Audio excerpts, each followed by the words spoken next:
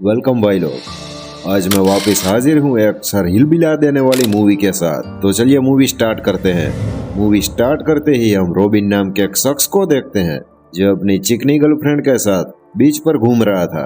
अभी इस साले रॉबिन की थोड़ी सी पास्ट की बात करें तो ये साला एक किलर मामू, चाहे आप जो भी कह लो, वो ये डेंजरस शख्स था। लेकिन अभी ये अपने सारे गलत काम छोड़ चुका था और ऐशो आराम की जिंदगी बिता रहा था। अभी भाई लोग एक दिन ब्राजील के गैंगस्टर के कई मामू छपरी आइटमें आती है और हमारा रॉबिन की गर्लफ्रेंड को किडनैप कर लेते हैं। रॉबिन जब अपनी गर्लफ्रेंड को छुड़ाने के लिए जाता है तब वो गैंगस्टर रॉबिन से कहता है कि तुझे साले मेरे लिए 3 मर्डर करने होंगे। वो 3 मर्डर कर दे, उसके बाद तेरी गर्लफ्रेंड तेरी। अगर तूने इस काम को करने से मना कर दिया तो मैं तेरी गर्लफ्रेंड को वहीं के वहीं मार डालूंगा। रॉबिन को जिन 3 शख्सों को मारना था वो कोई मामूली आइटमें नहीं थी भाई लोग, वो 3 बड़े बड़े गैंगस्टर थे। अभी हम आते हैं मेन पॉइंट पर। रॉबिन का पहला टारगेट था जेल में कैदी एक शख्स। अपने काम को अंजाम देने से पहले रॉबिन मार्केट में जाता है और वहां से कई गैरकानूनी चीजें खरीद लेता है। उन चीजों के जरिए वो एक मिनी डिवाइस बनाता है और उसे अपने पास रख लेता है। रॉबिन एक भागे हुई क्रिमिनल की वेशभूषा धारण कर लेता है। रॉबिन मार्केट में जाता है और वहां पर पुलिस वालों से छेड़खानी कर लेता है क्योंकि हमारा रॉबिन को जेल के अंदर एंटर होना था, जिसमें रॉबिन पास भी हो जाता है क्योंकि पुलिस वाले रॉबिन को एक क्रिमिनल समझकर जेल के अंदर डाल देते हैं। अभी भाई लोग हमारा रॉबिन पहुंच चुका था उस जेल में जिसमें उसका पहला टारगेट मौजूद था। जेल के अंदर रॉबिन अपने पहले टारगेट के साथ थोड़ा सा घुल मिल जाता है, यानी कि उसके साथ दोस्ती कर लेता है। अभी एक दिन मौका देखकर हमारा रॉबिन उस पर हमला कर देता है और उसे बेहोश कर देता है। पास के टेबल के ऊपर थोड़ा सा खाना पड़ा हुआ था। रॉबिन उसमें जहर मिला देता है और अपने पहले टारगेट को पिला देता है।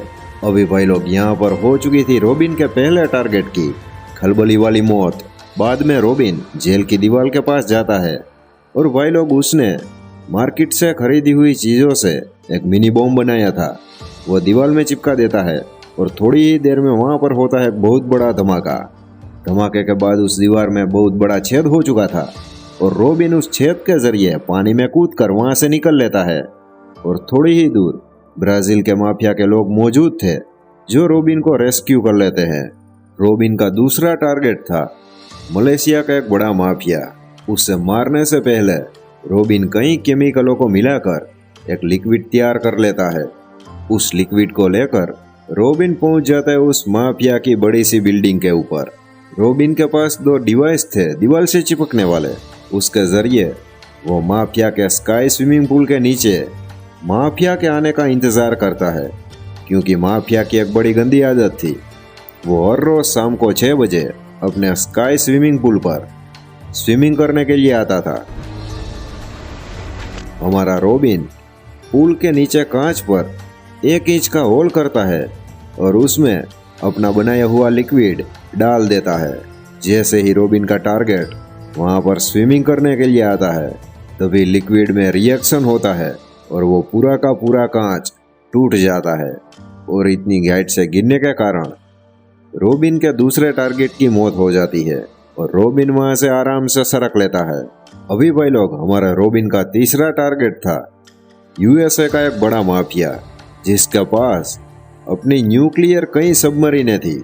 लेकिन यहाँ पर आता है बहुत बड़ा ट्विस्ट, क्योंकि रॉबिन अपने तीसरे टारगेट के पास जाता है और उसे सारी बात क्लियर करता है कि साला ब्राजील के माफिया ने तेरी सुपारी दी है और मैं तुझे मारना नहीं चाहता, क्योंकि मैं इसलिए मारना नहीं चाहता कि मैं वो कोई ब्राजील का छोटा टपोरी नहीं हूँ कि वो साला मुझे काम सौंपता रहेगा और मैं वो करता रहूं। यूएसए का माफिया कहता कि अब तो हम क्या करें।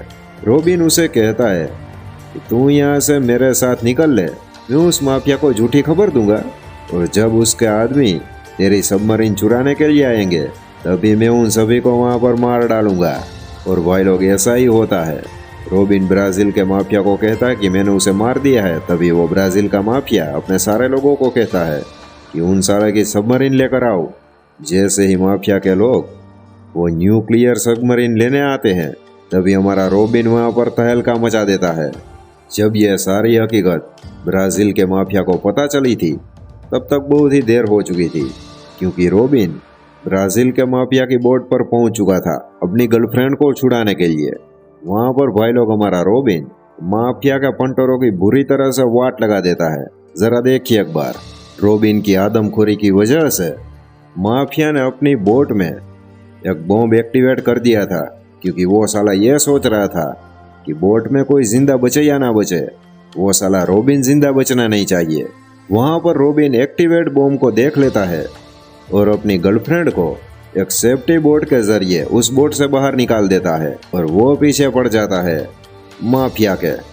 ब्राजील के माफिया की हमारा रॉबिन बुरी तरह से धुलाई कर देता है, लेकिन भाई लोग धुलाई के चक्कर में बॉम्ब का टाइम खत्म हो चुका था और वहां पर हो चुका था बहुत बड़ा धमाका। दूर बैठी रॉबिन की गर्लफ्रेंड धमाका देखकर बहुत ही सुन्न हो गई थी, क्योंकि उसे लग रहा था कि इस धमाके में रॉबिन की भी मौत हो चुकी है। लेकिन भाई लोग यहाँ पर आता है बहुत बड़ा ट्विस्ट, क्योंकि उस बोट में एक स्टील चैम्बर मौजूद था। स्टील चैम्बर यानी कि उसमें कई लोग बैठकर डाइव लगा सकते हैं। धमाके से पहले रॉबिन उस स्टील चैम्बर के अंदर घुस चुका था और धमाके से बचकर वो वहां से आराम से निकल चुका था।